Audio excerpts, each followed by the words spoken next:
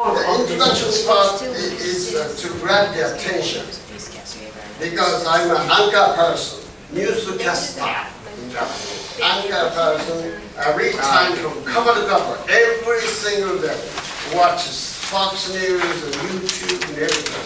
I know what's going on in the United States more than what's going on in Japan.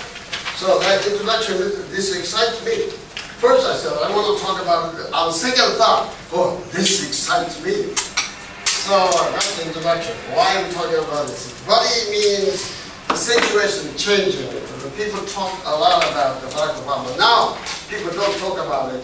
And the Time magazine says, White's coming back here. Christie, White Republican hope.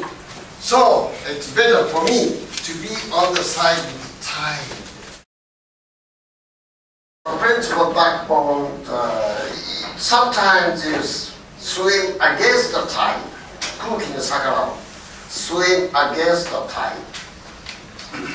Swim with the tide. Get on the wavelength. But for me, I was born and raised in Osaka back in 1940. That makes me 73 this year. Because I'm fighting the odds.